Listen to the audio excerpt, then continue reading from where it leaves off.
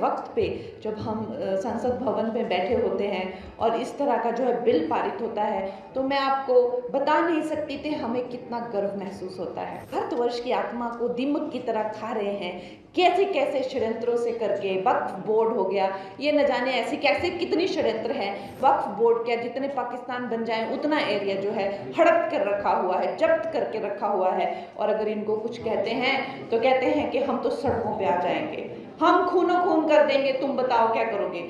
ये हमारे लिए ये ऐतिहासिक वक्त है कि हमें जो है प्रधानमंत्री जैसे लीडर आए हैं और हमें इस वक्त का पूरा पूरा फायदा उठाना है। क्योंकि अगर हम अब चूक गए तो वो जो वाकई में जो मोदी जी कहते हैं कि यही समय है, सही समय है, वो एकदम सही है। क्योंकि अगर हम अब चूक गए तो we will never make it. ये वक्त वापस नहीं आएगा। इस तरह के जो इंसान है हमें फिर से नहीं मिलेंगे दोस्तों।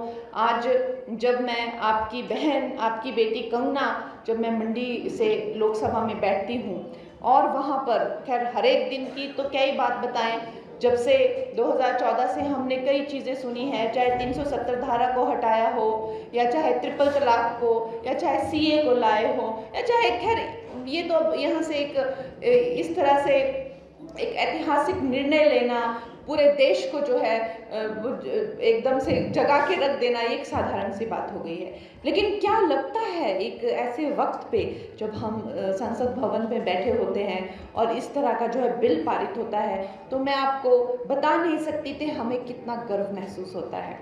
ऐसा लगता है कि इस ऐतिहासिक वक्त में जो है हम भी इसका एक हिस्सा बने हैं। और जब वो वहाँ पे वोटिंग होती है तो वो कमरा लॉक हो जाता है, पूरा हॉल को लॉक किया जाता है और कोई भी सांसद बाहर नहीं जा सकता, वहाँ से आप हिल नहीं सकते, क्योंकि आपकी इतनी महत्वता होती है और आपको बार बार बोला जाता है कि कहीं मत जाना, आपका वोट है और ये बहुत ही ज़्यादा ज़रूरी है। तो जब हम वो वोट दबाते हैं वो मशीन में और अपना समर्थन देते हैं इतने ऐतिहासिक बिल को, जो सोचिए जो भारतवर्ष की आत्मा को दीमक की तरह खा रहे हैं, कैसे कैसे षड्यंत्रों से करके। वक्फ बोर्ड हो गया, ये न जाने ऐसी कैसे कितनी षड्यंत्र हैं। लेकिन अगर आप देखें तो वक्फ बोर्ड क्या, जितने पाकिस्तान बन जाए उतना एरिया जो है हड़प कर रखा हुआ है, जब्त करके रखा हुआ है। और अगर इनको कुछ कहते हैं तो कहते हैं कि हम तो सड़कों पे आ जाएंगे, हम खूनो खून कर देंगे, तुम बताओ क्या करोगे। और आप देखेंगे अमित शाह जी ने उस दिन जब वो बिल पारित किया संसद भवन में, तो उन्होंने ललकार के कहा, जब विपक्ष के लोगों ने उनको डराने की कोशिश की कि जो है हम देखते हैं तुम कैसे पारित करते हो, तो उन्होंने ललकार के कहा कि आओ मैं देखता हूँ कौन कैसे तुम सड़क पे उतरोगे और कैसे तुम खूनो खून करोगे। इस तरह के हमारे नेता हैं, इस तरह की हमारी लीडरशिप है, ना कि वो सिर्फ काम और ना कि सिर्फ वो साम दाम दंड भेद, हर एक नीति को, हर एक कूटनीति को, हर एक राजनीति को वो समझते हैं। और वो सबसे बड़ी बात तो है कि वो गुर्दा और जिगरा रखते हैं कोई भी काम करने का दोस्तों।